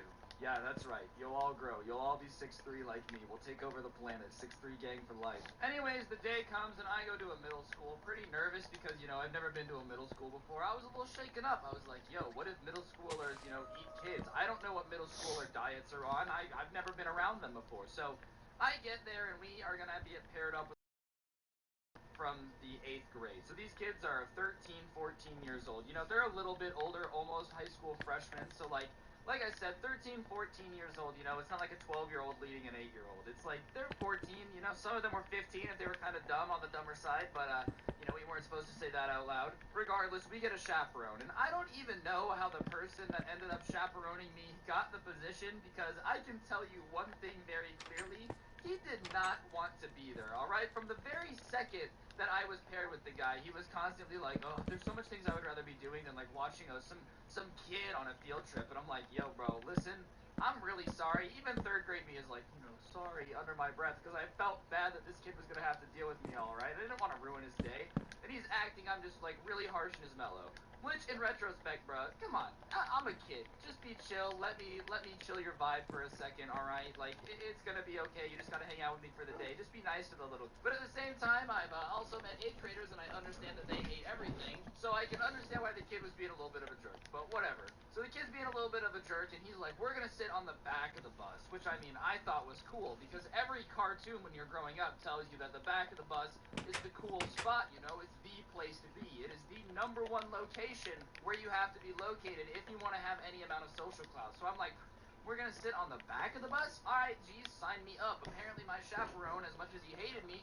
is a pretty dope kid. Back of the bus privileges. I'm gonna whip out my hall pass and be like, oh, this bad boy? Nah, I sit on the back of the bus. You gotta let me go. So whatever, we get back there and I sit next to, like, my chaperone dude, you know, the 8th grader, and he's like, so kid, like, what are you into? So I start telling him that I like video games, because I've always liked video games. He's like, yo, I'm a gamer too. So we start talking about Call of Duty, because my parents were irresponsible, and I was definitely playing more Modern Warfare 2 than I should have been when I was that young. So whatever, I'm talking to him about my favorite loadout, like the Scar H with the silencer, you know, and we're talking back and forth. And then this kid gets on and, like, makes eye contact with my chaperone dude. I'm gonna give him a nickname. I'm gonna say that my chaperone's name was Tony. And he says, oh, hey, Tony. And I can tell from the way Tony says his name, I'm gonna name this dude Frank. We're gonna have, like, a mobster situation. What's funny is, their names were not anywhere near Frank or Tony. They were, like, 20 times more, you know, West Coast white dude than that. But Frank and Tony sound scarier, so I'm gonna call them Frank and Tony in this video. So Tony and Frank are kind of, like, looking at each other angrily, and I might be young, but I'm not that dumb. I can tell that these dudes got some beef, alright? I don't know what it is. I don't know if Wendy's is looking for it. Where's the beef, you know? But, somebody is beefing with something. There is something in the air of these guys not liking each other. So Frank sits down next to Tony, but like across the aisle. I hope that makes sense. I'm sure 99% of you know exactly what I'm talking about, so I'm gonna keep going. So he sits across the aisle from Tony, and they're just kind of staring at each other awkwardly. And Frank has a kid with him that I don't know, but you know, he seems pretty cool enough. Like it's just, you know, me and Tony and Frank and his little kid, which he carries with him everywhere. It's like a chihuahua, but it's a child. It's a child chihuahua. So we're sitting there, and you know, the bus slowly fills up, and more people start coming to the back, and it looks like people are pretty much divided on either like Tony or Frank's side. You know, they're pretty split. And out of nowhere, Frank looks at Tony and he's like, you know, you're even uglier than you used to be, okay? And that means war. They're gonna roast battle. I don't know why Frank and Tony refuse to just like actually fight, but for whatever reason, you know, roast battles were the preferred form of combat on this bus apparently. So, you know, they're like all arguing with each other. And, Frank had roasted Tony first, and then out of nowhere, Tony just starts bringing the heavy hammers. All right, I've heard roast battles, and you look uglier than you used to. It's not a bad opener, Frank. All right, but it's pretty weak in the roasting game. If I do get to have an opinion about that myself, as a professional talkerer, I just feel like you're uglier than you used to be implies that you used to think he was somewhat attractive, or also, why would I care if a dude thinks I'm attractive? Like, this dude that I don't want to date anyways because I'm not gay means, what does that mean to me, you know? A dude that I wasn't gonna date anyways thinks I'm ugly? Alright, I can live with that. Like, if a girl calls you ugly, that one stings a little bit, okay? That one hurts just a smidge, especially if you thought the girl was cute, you know, like, that one would sting. Or, like, you know, if I was sitting with James Charles, that would have offended him. He'd be like, damn, that one hurts. But it doesn't work. It doesn't work most of the time. Tony snaps back and he goes, you know, Frank, I'm surprised they let you chaperone one of the kids, considering it looks like you can't go within 1,000 feet of an elementary school.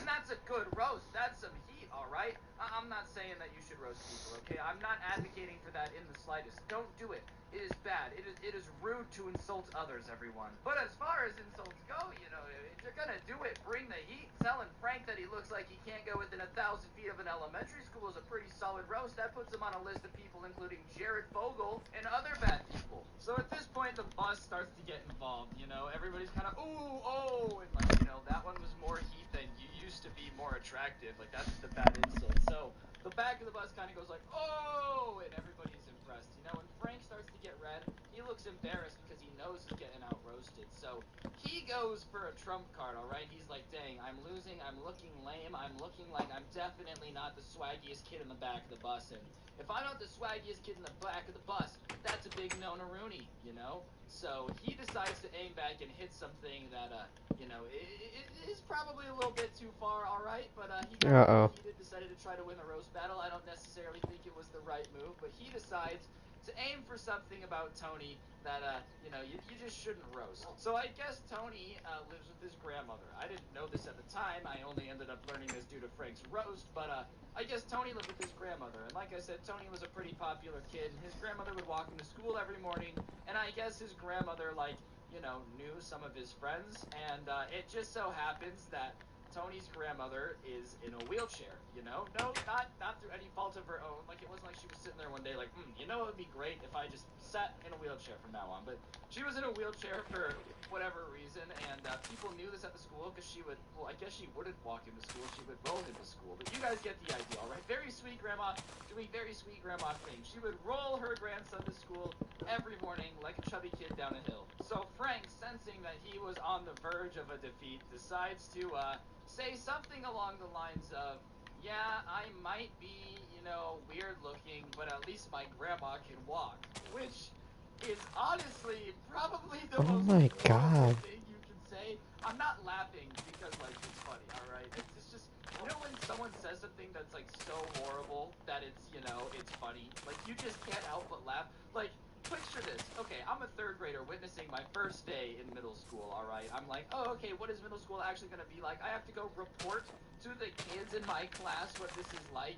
You know, I was taking notes on, like, what the bus was like so I could write this essay about what middle school was like for my classmates, you know? And I'm sitting here, and I just hear one 8th grader say to another, I might be ugly and look weird, but at least my grandma can walk, which just really ups the ante, alright? So Tony, at that point, point, I do not know how he manages to restrain himself, but he proceeds to unleash some insults on Frank. All right, and, they were pretty What bad. is up? Okay, they were pretty Hey, mean. Frank how's was it a going? chubby guy, you know, and he said something along the lines of, "You have something on your chin," and Frank looked down and he goes, "Oh no, not that one, the fourth one." Like, you know, he was kind of going in on the Oh my god. to get upset, and Frank starts to cry. And usually, when the person you're flaming starts to cry, that's when you let up. You shouldn't flame anyone till they cry ever. I'm not saying you should do this. Like, if YouTube I is like watching your this, I'm building not style. advocating for bullying. Thank you, should thank not you. do this. This is a story of what not to do. But Frank starts crying, you know. But I mean, hey, you made fun of his grandma for being in a wheelchair, bro. Did you expect him to take it easy on you? Like, come on, let's be realistic here. So Frank starts crying, but Tony keeps roasting. He just doesn't let up, which you know, in some cases is not good, but in other cases is entertaining. And don't do it. Don't do it, kids.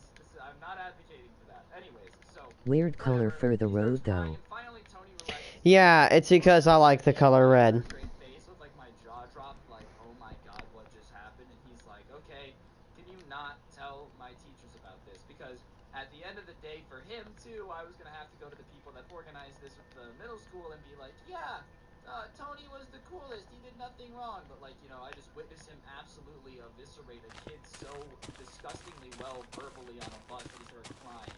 You know how much it takes to get somebody to cry from just Fair point. Who doesn't he like the color red? skill, dude. Like, this guy was made to be a lawyer, and not a good lawyer, alright? Tony was made to be one of those lawyers that, like, gets the oil companies off with, you know, just getting away with drilling. Like, he's that good with his words somehow, and not in, like, the best way ever.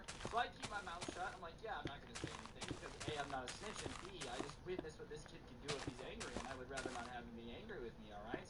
I'm a fragile little kid, man. I'm a third grader. Wanna join our realm? I keep my mouth Oh, shut. I'm okay. We go about our day. The field trip is quite enjoyable, you know. Me and Tony just kind of vibe out, walking around this museum, looking at dinosaurs and stuff. It was pretty We cool. need builders like you. I don't really play on realms, I'm sorry. I can talk and maybe give you some tips though. I will say right now, watch this. Now I want you to compare this window, right?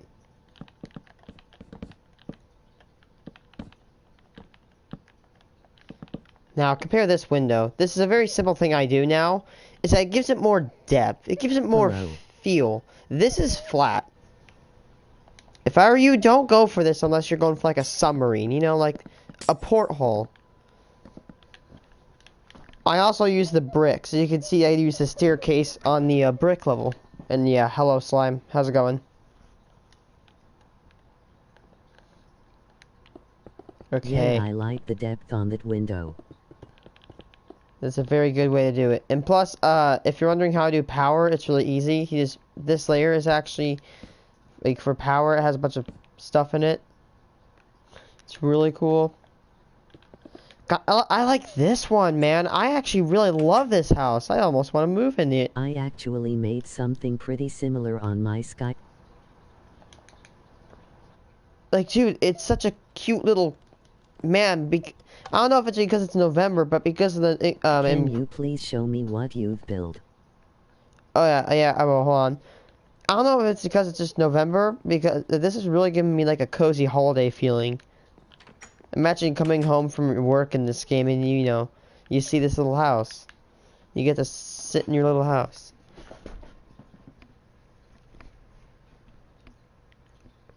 That's Abbott Agency City right there. That took me...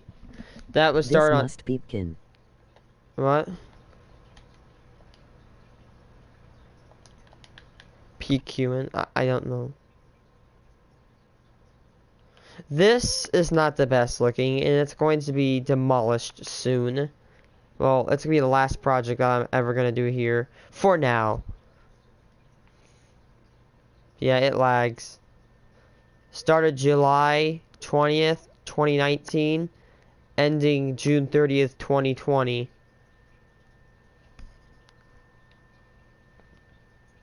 So the city took... Imagine getting it corrupted, oof. Yeah. Sadly, I do risk that chance. The further people explore in this game and add on to it the incoming update. I'm just a little bit nervous, but... Well, only time will tell that. tail.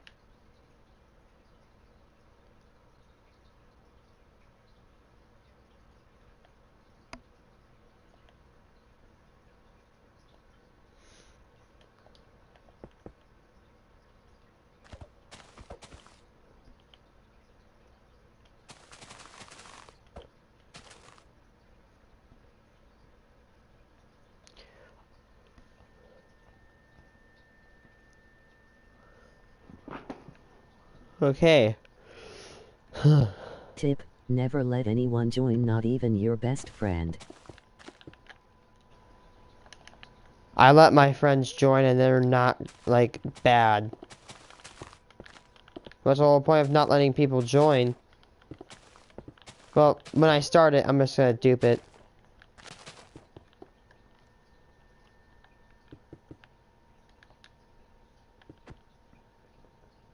Have you ever puked in stream? No. Grief.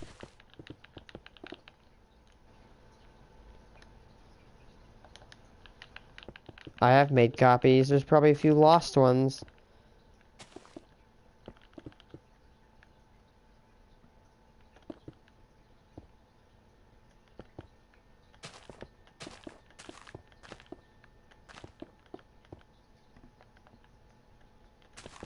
Het. Elbow cough. Yeah. Yeah.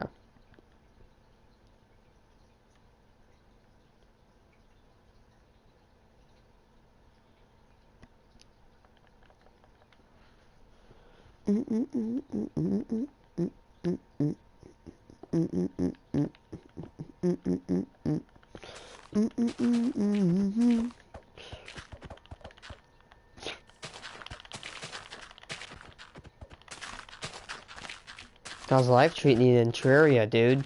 I know you like Terraria, and I bet you I it's... haven't puked in 3 years.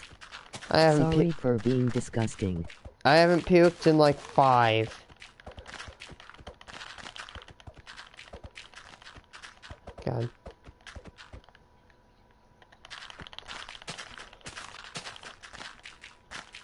One thing I really do not like is Levitt towns. They're exactly the same with no difference in characteristic. Mine are the same in theme, but they're different in shape. You can't really go into this house, and the layout is not even closely resembler to that house. Even though they both share a loft. Have you seen my videos yet? Not really, but maybe I will later. Because I'm really busy. I like how some kid one time was like, "Oh my god, jelly is better." I broke my TV by accident, sad. Oh, well, ain't that a bitch. That's gotta suck. This kid's like, "Oh, jelly is better than you. You are a garbage worst YouTuber." Huh, is that because I don't scream in my videos and do this and that? Yes, that's why I'm not a good YouTuber. Also, I don't, well actually this camera is actually... Off language. What? Like, what's it called? I liked and subbed a long time ago. Yeah, you did. Like, what's it called? Like, dude, is it because I don't over contrast my You said videos? the B word. Did I? Like, bro, like, my god. Those type of kids are annoying, though. Like, yes. Jelly is simply superior to me. I am inferior. I am not a... Like, I'm not a superior human being because I do not like somebody else. Like, okay. Like... Do you have Discord? No, I don't. I got something. I hate setting up Discord. To show you.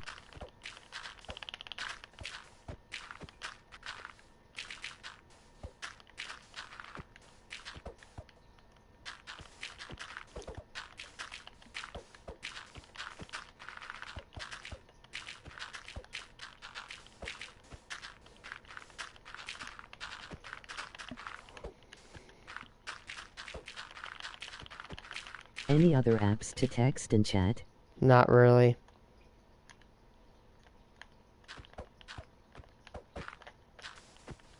Oof. Yes. I'm just clearing out this basement, I guess. Well, sad. Yeah, I don't really use a whole lot of apps. Either. Like, it's just one of those situations where everybody involved is kind of like, oh, you're scary now because you just made a kid cry, and you are scary because you made fun of his grandma for being in a wheelchair. Like, everybody takes an L here, okay? Plus, Tony was really nice, and I probably would have done the same thing. As much as I would like to pretend that I'm a better person than Tony, I'm not. If somebody went after my grandma for being in a wheelchair, I probably would try my best to make them cry too, to be completely honest. So, yeah, Tony, you did the right thing, bro. I'm not gonna lie. I was trying to be like, oh yeah, it's so bad to insult people, but if they make fun of your grandma in a wheelchair, I'll bet you off. So whatever, I get back to class, not my class, but like the middle school, and we're about to separate. Honestly, like that kid trying to be mean to me didn't make me sad. It just made me laugh my ass off. Just seeing him try. Like, congratulations. Jelly is literally probably the most annoying person on the website. Well, not really. His name is Morgs. He's an annoying little spoiled brat.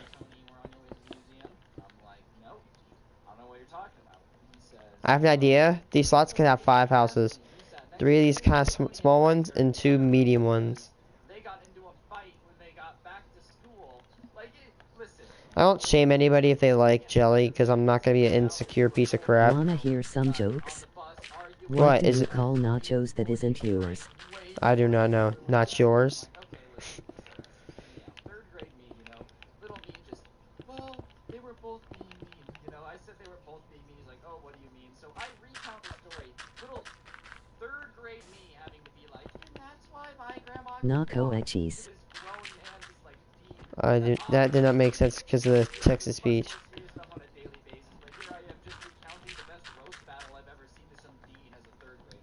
Middle school career started off with a bang for sure. So the principal was hearing me say all this, and his eyes were all wide, or like the dean or the principal, same thing. What is the difference between a dean and a principal? I don't get it. So whatever, he's like, oh my gosh, I'm gonna have to call your parents, like, I can't believe this. I'm so sorry for the poor example set by our students. He's freaking out because now he realizes, What do you call a door that's cute? No, adorable. I guess I wasn't supposed to see. I didn't really care, dude. Like I said, I was playing Call of Duty online at the time on Xbox, so I didn't care. These words were bouncing off of me like it was nothing. Do you understand what Adorable. Call of Duty logic Yes. like in the mid to early 2010s? It was insanity. People would just be calling each other every word under the sun. It was a race to see who could say more swear words in a second. So somebody calling somebody fat doesn't bug me that much. So whatever, I'm kind of explaining the situation. I guess it wasn't the first time that Frank was in trouble for saying horrible things to people because, as I was sitting outside of the dean's office and he brought Frank and Tony back and he starts telling Frank, this is the third time that you've had an incident like this. You have to be nicer to your other students, like the people around you, our community. Us at this school, we really care. Yada, yada, yada. All the crap teachers are supposed to say. Like, I am Never gonna give you up. Never gonna let you down. Shit, I got rickrolled. I'm getting a little bit tired of doing these houses. I'm probably gonna take a break here soon. Actually, I might as well do it now. I'm gonna play zombies. Bye, guys.